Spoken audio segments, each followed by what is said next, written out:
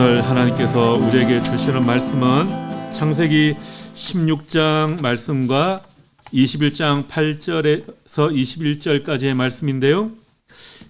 본문 양이 좀 기니까 우리 창세기 16장 말씀은 16장 13절 말씀만 우리 함께 봉독하도록 하겠습니다. 하갈이 자기에게 이르신 여호와의 이름을 나를 살피시는 하나님이라 하였으니 이는 내가 어떻게 여기서 나를 살피시는 하나님을 배웠는고 함이라. 아멘. 21장 말씀입니다. 21장 8절에서 21절까지 말씀, 우리 말씀은 한 절씩 교독하겠습니다. 아이가 자라매 젖을 떼고 이삭이 젖을 떼는 날에 아브라함이 큰 잔치를 베풀었더라.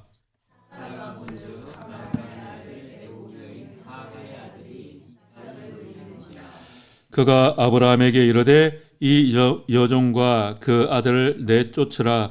이 종의 아들은 내 아들 이삭과 함께 기업을 얻지 못하리라 하므로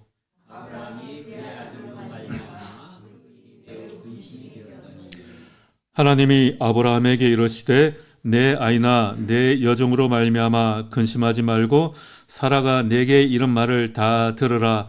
이삭에게서 나는 자라야 내 씨라 부를 것임이니라.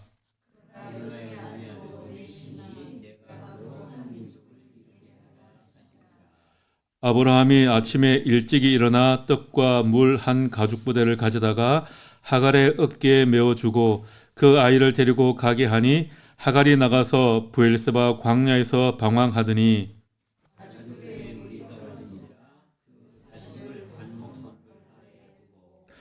이르되 아이가 죽는 것을 참아보지 못하겠다 하고 화살 한바탕 그리 떨어져 마주 앉아 바라보며 소리내어 우니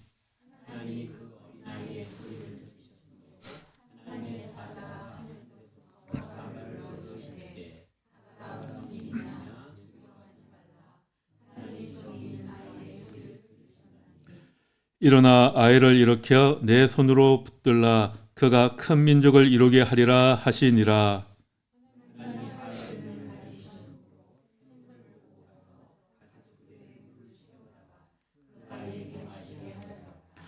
하나님이 그 아이와 함께 계심에 그가 장성하여 광야에서 거주하며 활 쏘는 자가 되었더니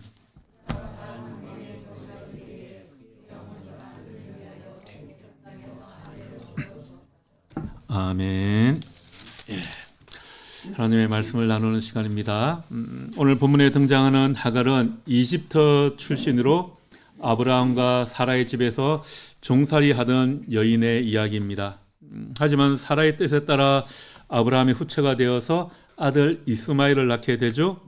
이후로 사라의 구박으로 집에서 쫓겨나기도 했던 그 한 아이의 어머니로서 오늘 본문에 나오고 있습니다. 아브라함의 후처였다가 쫓겨난 하갈, 그에게서 태어난 이스마엘이라는 아들은 후대 아랍의 조상이 되고 또 이슬람의 조상으로 여겨집니다. 이스라엘은 아브라함이 사라를 통해 낳은 이 아들 이삭의 후손이 되었고요. 아랍 민족은 아브라함이 하갈을 통해서 낳은 이스마엘의 후손이 되죠. 이스마엘이 비록 사라의 몸종에게서 낳은 아들이지만 또 장자라고 해서 이슬람 전통에서는 이 이스마엘이 하나님의 축복을 받은 장자다, 그렇게 여기고 있습니다. 그래서 지금도 이스라엘과 아랍의 관계가 좀 전 세계적인 갈등 중에 하나로 여겨지지 않습니까? 그런데 어떻게 보면 아브라함 가정에 불화를 일으킨 것처럼 보이기도 하는 이 하갈을 하나님께서는 한 아이의 어머니로 위로받아야 할 대상으로 보고 계십니다. 그리고 오늘 설교 제목처럼 그 하갈도 하나님께서 돌보시고 위로해 주십니다. 설교를 준비하다가 이거는 어버이날 설교를 해야 되는 건데 라는 생각을 했는데 또 생각해 보니까 미리 이야기해야지 어버이날 잘해주지 그런 생각에 본문 순서를 따라서 그냥 오늘 말씀을 함께 나눕니다. 16장에서 사라의 구박을 못 견디고 하갈이 처음 도망쳤을 때 하나님께서는 그 광야에 나가 있는 사라에게 찾아가셔서 하갈에게 찾아가셔서 사라에게로 돌아가라 하십니다. 하갈은 하나님의 약속을 믿고 사라에게 돌아가죠. 그리고 시간이 흘러서 21장에서는 하갈과 이스마엘이 아브라함 집에서 쫓겨나게 되는 그 이야기가 나옵니다. 이번에는 다시 돌아갈 곳도 없이 광야에서 떠돌다가 이제 정말 죽겠구나 하는 그 순간 하나님께서 나타나시게 되죠.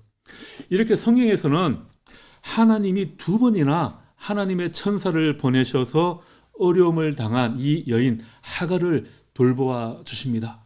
여러분, 성경을 읽어가다가 이렇게 어려움에 당했을 때 두 번이나 나타나서 그 사람을 돌보아 주신 그 하나님에 관한 이야기는 많지 않아요. 그만큼 이 하갈의 이야기가 좀 특별한 것 같습니다. 사라는 아브라함과 결혼한 뒤에 많은 세월이 흘렀지만 둘 사이에 자식이 없었습니다.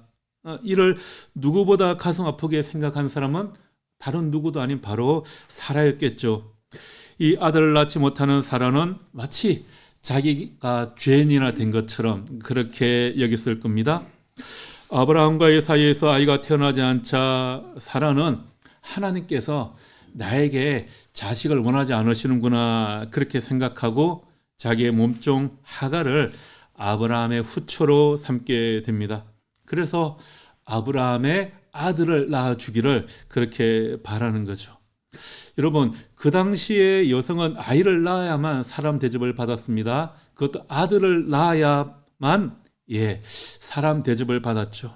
아이를 낳지 못하는 이 부인은 남편에게 자기의 몸종이라도 주어서 그 아이가 태어나겠습니다. 그러면 그 아들을 마치 자기 아들처럼 그렇게 키웠습니다.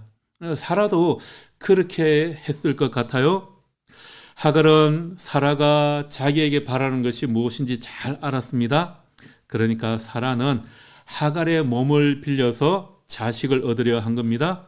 이 하갈이 씨바지가 된 거죠. 말 그대로 인큐베이터 역할을 그렇게 하라는 겁니다. 그런 지 얼마 되지 않아서 하갈은 아브라함의 아이를 가지게 됩니다. 사라의 희망이 이루어지기 시작했을 때 예상치 못한 고통이 사라에게 찾아오죠.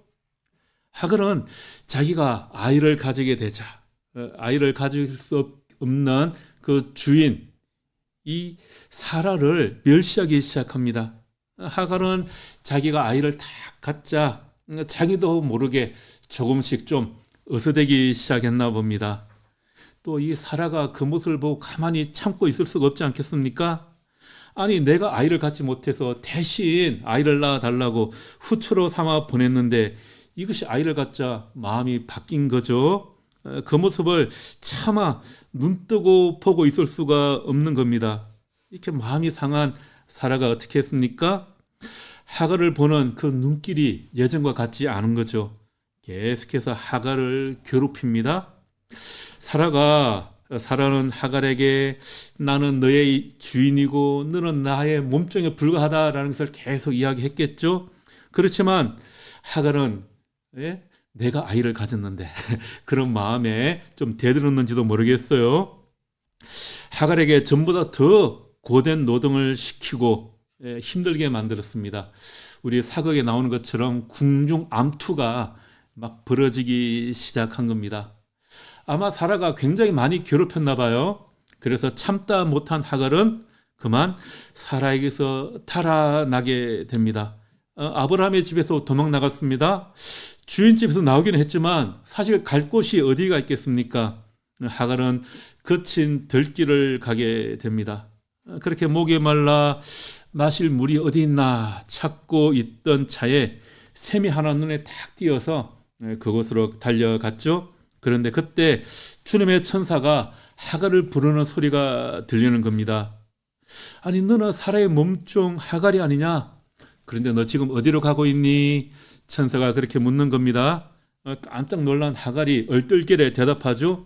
아니, 내 주인이 나를 너무 심하게 다루셔서 내가 도저히 참지 못하고 내가 도망쳐 나왔습니다. 그러자 주님의 천사가 무엇이라고 말씀합니까? 너는 돌아가서 그에게서 겪는 그 괴로움을 좀 잘 견뎌봐라. 그러면 너의 몸을 통해서도 많은 후손이 넘쳐나게 해줄 거야. 지금 네 뱃속에 생명이 있잖아. 너는 아들을 낳을 것인데 그 아들의 이름을 이스마엘이라 하라라고 이야기합니다.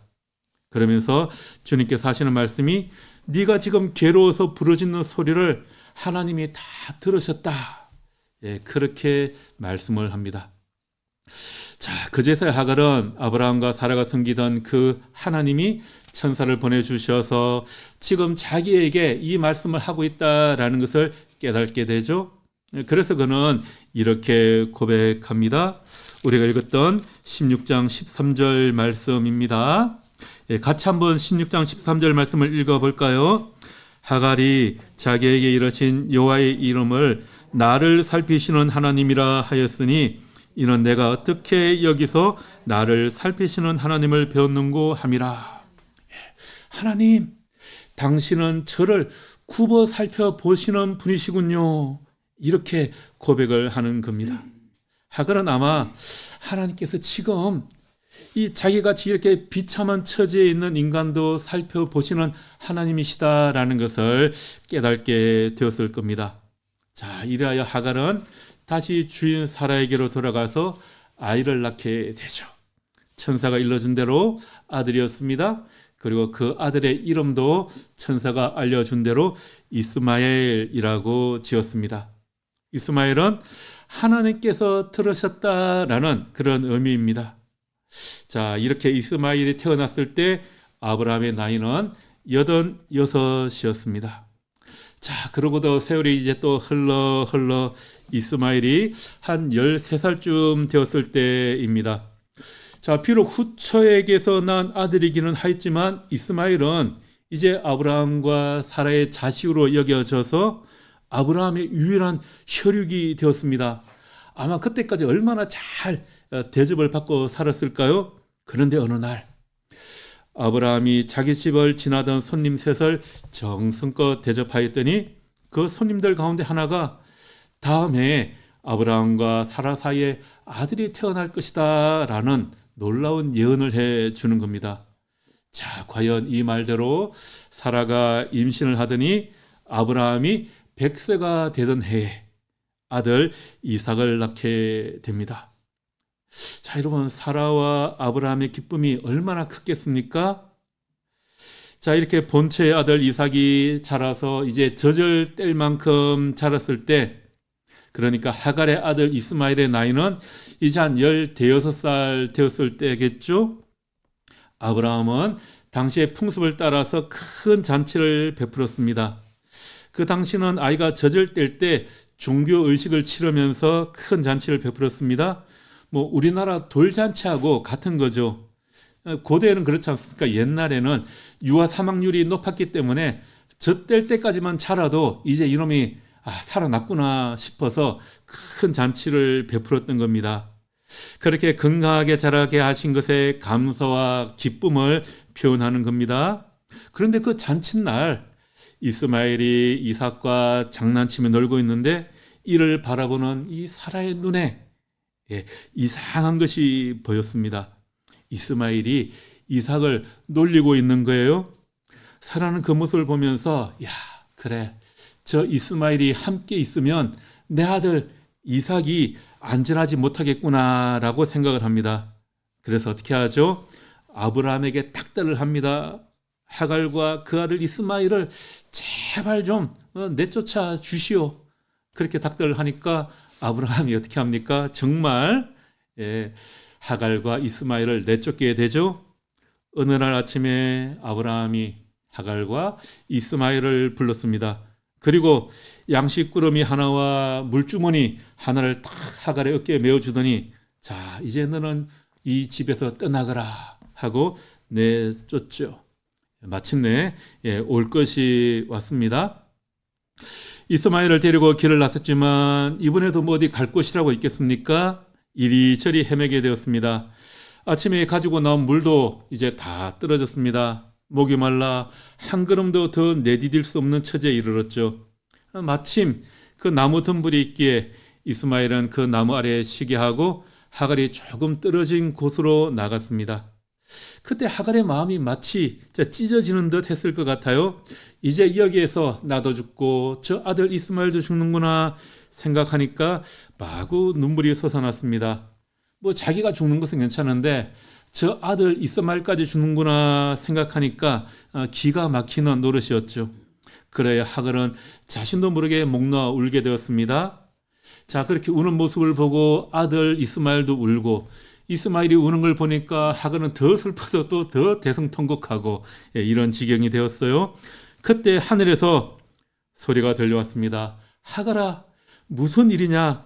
두려워하지 말아라. 하나님께서 저 아이의 소리를 들으셨다. 일어나서 이 아이를 이렇게 세우고 내 손으로 붙들어 주어라. 하나님이 저 아이를 통해서 큰 민족을 이루게 하실 거다. 이렇게 말씀하시는 겁니다. 하갈이 눈을 비비고 주변을 둘러보니까 아니 샘물이 하나 보이는 것이 아닙니까? 그 샘에서 물을 뜨다가 이스마엘을 마시게 했죠. 자, 이렇게 해서 하갈 모자가 살아났고 하갈은 홀로 그 아들을 키웠습니다. 자, 그 뒤로도 하나님께서 이스마엘과 함께 하셔서 이스마엘은 아주 늠름한 젊은이로 잘 자라나게 되었다라는 그런 이야기입니다. 자, 이것이 이스마엘의 어머니 하갈의 이야기입니다. 창세기 16장과 21장을 읽으면서 주로 아브라함 가정에 일어난 이 불화, 그 이야기에 우리가 초점을 많이 맞추게 되는데요. 이 두 본문에서 우리가 알 수 있는 것은 사라의 몸종 하갈이 이스마엘의 어머니가 되는 과정에서 큰 괴로움을 겪었다라는 겁니다. 그러니까 이 이야기의 주인공은 누구냐? 아브라함도 아니고요, 사라도 아니고, 이삭도 아니고, 이스마엘도 아니고, 이 이야기의 주인공은 바로 하갈입니다. 하갈을 도우시는 하나님에 관한 이야기입니다. 달리 말하자면 어머니 하갈에 관한 이야기입니다. 몸종에 불과한 그녀를 하나님께서 보셨다, 돌보아 주셨다라는 이야기입니다. 여러분, 하갈이 어떤 사람이었습니까? 하갈은 이방 여인으로서 사라의 몸종에 불과한 여인이었습니다. 어느 날 갑자기 자기 뜻하고는 전혀 상관없이 씨바지 노릇을 해야 했던 여인입니다. 한때 주인마님 대신을 해서 한 가문의 대를 이을 아들을 낳아야만 하는 그런 존재가 되었습니다. 아들을 가졌다고 잠시 우쭐했지만 주인마님의 학대를 견디지 못해서 달아났던 그런 존재죠. 그리고 다시 천사의 지시를 따라서 돌아와서도 10수년간 아마 여전히 종살이를 했을 것입니다. 마침내 주인마님의 배에서 아들이 태어나자 이제는 자신이 낳은 아들과 함께 쫓겨나는 그런 처지가 되었습니다. 그야말로 이 가정의 구전일이라는 것은 다 했는데 그 가정에서 쫓겨나는 그런 비참한 처지가 되었습니다.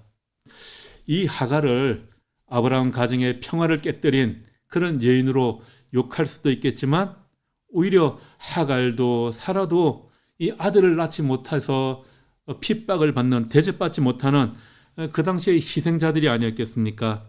하갈은 이 잘못된 풍속의 희생자로서 많은 괴로움을 겪었던 여인입니다. 그로 인해 당하는 고통 가운데에서 또 자기 아들을 어쨌든 지키고 싶어 했던 한 어머니의 모습을 우리가 또 볼 수 있는 것 같아요. 본문에 나오는 하갈과 똑같은 어려움은 아니지만 세상 대부분의 어머니들이 이런저런 어려움을 겪으면서 자녀들을 키우고 있습니다. 어쩌면 하갈이 겪었던 것보다 더 큰 어려움과 괴로움을 겪으면서 자녀들을 키우는 그런 분들도 계실 겁니다. 자, 이제 5월이 되고 어버이날, 어린이날 하는 가정의 달이라고 합니다. 우리가 어버이날이라고 해서 부모님에게 꽃 한 송이 달아드리고 선물 한번 해드리고 그것만으로 이 날에 우리가 도리를 다 했다 할 수 없겠죠. 저는 보지 못했는데 요즘에 그 넷플릭스 드라마 폭삭 속았수다 여러분 보셨습니까? 본 분들은 다 눈물을 멈출 수가 없는 그런 드라마라고 하더라고요. 그거 뭐 요약해놓은 짤방 쇼츠만 봐도 눈물이 난다는 그런 드라마인데, 그 드라마 속의 주인공인 애순이와 관식이를 보면 그 우리 부모님들의 모습과 겹치기 때문에 눈물샘을 자극하는 것 같습니다. 궁금해서 줄거리를 찾아보니까 이 애순이는 똑똑하고 시도 잘 짓고 하고 싶은 것도 참 많은 그런 사람이었어요. 하지만 자기의 꿈을 다 펼칠 수가 없었죠. 여자라는 이유로, 가난하다는 이유로, 또 그래서 가족을 먼저 챙겨야 했습니다. 그래서 애순이는 자신의 인생을 조금씩 포기하며 동생을 키우고 가족을 먹여 살리는데 평생을 보내게 되죠. 또 남자 주인공 관식이도 마찬가지였습니다. 가진 건 없지만 사랑하는 사람과 가족을 위해 묵묵히 일하고 헌신하는 그런 모습으로 나온다고 합니다. 자신을 드러내기보다는 늘 뒤에서 버팀목이 되어주는 그런 존재입니다. 우리나라 사람들이 이 드라마를 좋아하는 이유는 두 사람의 이야기가 지금 우리 시대의 수많은 아버지, 어머니의 모습과 꼭 닮아 있기 때문인 것 같습니다. 출신이 좋지도 않고 신분도 신통치 않아 늘 남을 섬기고 가족을 위해 자신을 내어주며 헌신하는 그렇게 살아오신 분들의 모습이기 때문이겠죠. 가만히 생각해 보면 바로 그분들의 수고와 섬김 때문에 우리들의 가정이 세워졌고 또 이 사회가 유지되고 우리도 또 이렇게 성장하게 된 것 같습니다. 그분들의 모습이 바로 우리의 아버지, 어머니다라는 거죠. 그 중에서도 한 가정의 아내이자 어머니들이 더 중요한 것 같아요. 그죠? 이 어머니들이 가정을 살립니다. 이 한 집안을 살아가게 잘 꾸려 나가는 것, 그것을 살림이라고 하지 않습니까? 이 집안 살림을 대부분 어머니들이 도맡아 하시잖아요. 살림이라는 것은 단순히 살아가는 형편만을 이야기하는 것이 아니라 그 집안을 살리는 이야기이기도 합니다. 여러분, 욥기에 등장하는 그 욥의 아내의 이름을 아시나요? 이름이 등장하지 않습니다. 단지 욥의 아내라고만 나오죠. 딱 한 번 그렇게 기록되어 있어요. 그리고 그녀가 한 말도 무엇입니까? 욥에게 하나님을 욕하고 죽어라. 이 말만 한마디 남겨져 있습니다. 여러분, 욥의 아내가 욥에게 차라리 하나님을 욕하고 죽으시오라고 말했을 때 정말 그렇게 하나님이 싫어서 그 고통받는 모습을 보니까 너무 짜증나서 정말 하나님을 욕하고 죽으라고 했을까요? 그건 아닐 것 같아요. 지금 남편 욥이 당하고 있는 그 고통을 바라보고 있자니 너무 안타까워서 한 말이었겠죠. 욥은 발바닥에서부터 정수리까지 종기가 나서 질그릇 조각을 가져다가 온몸을 긁는 그런 상태가 되었습니다. 그 욥의 모습을 보고 있는 아내의 마음이 얼마나 아팠겠습니까? 게다가 자녀, 아들 7과 딸 3이 한꺼번에 다 죽었습니다. 그가 기르던 가축, 재산 모두 다 잃어버렸습니다. 그래 욥의 새 친구가 와가지고 위로한다는 말을 들어보니까 위로가 아니라 이건 욕하는 것과 마찬가지입니다. 자, 그때 욥의 아내는 무엇을 하였을까요? 생각해보면 욥 곁에서 계속해서 욥을 돌보며 묵묵히 그를 지켜보고 있었을 것 같아요. 그리고 욥이 그 모든 과정을 다 거치고 회복되는 모습도 지켜보았을 겁니다. 가만히 보면요, 욥의 아내는 욥과 그 가정을 살리는 역할을 했습니다. 한 가정의 아내이자 어머니들이 이렇게 가정을 살리는 일을 하는 것 같습니다. 이런 남자는요 절대 이렇게 못합니다. 어머니들이 이렇게 할 수 있는 것 같아요. 창세기 본문은 이렇게 어려움에 빠져 있는 어머니 하갈을 하나님이 지켜보시고 돌보셨다라는 점을 분명히 말씀하고 있습니다. 2차례나 주인집에서 쫓겨나 거친 들에서 헤매며 목숨을 잃을 뻔했던 하갈이 새롭게 깨닫게 된 것은 이제껏 아브라함의 하나님, 사라의 하나님으로만 알고 있던 그 하나님이 이제 나의 하나님이다라는 것입니다. 천한 여종 신세인 자신, 하갈의 하나님이기도 했다라는 것을 깨달은 거죠. 그래서 하갈은 고난 중에 사막 한가운데에서 만난 여호와의 이름을 나를 살피시는 하나님이라고 고백하는 겁니다. 여러분 16장 13절 말씀을 제가 읽을 테니까 다시 한번 잘 보십시오. 하갈이 자기에게 이르신 여호와의 이름을 나를 살피시는 하나님이라 하였으니 이는 내가 어떻게 여기서 나를 살피시는 하나님을 배웠는고 함이라. 우리 개역개정 성경에서는 번역이 제대로 드러나고 있지 않은데요. 여호와의 이름을 나를 살피시는 하나님이라 이렇게 되어 있죠. 여기서 하갈은 하나님의 이름을 주님은 엘로이, 즉 나를 보시는 하나님이라고 지어 불렀다라는 겁니다. 하갈이 하나님의 이름을 나를 보시는 하나님이라고 이름을 지었다라는 거예요. 여러분 좀 이상하지 않습니까? 성경에서 하나님의 이름을 부를 때 하나님이 자신의 이름을 이렇게 부르라라고 가르쳐 주시지 사람이 직접 하나님의 이름을 지어 부르지 않습니다.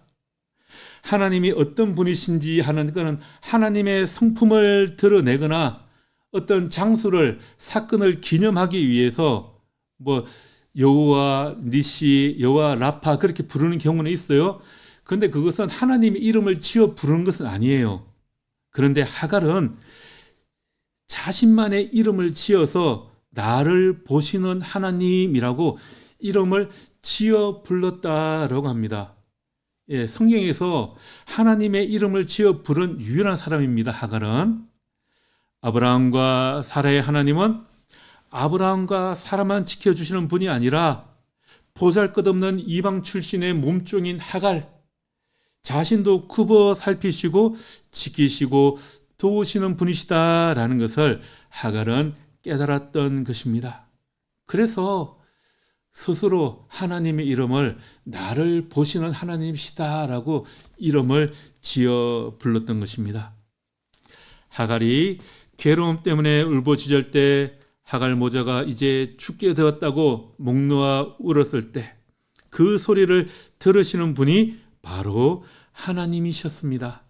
그래서 이스마엘이라는 아들의 이름이 하나님이 들으신다라는 그 뜻을 가지고 있는 겁니다.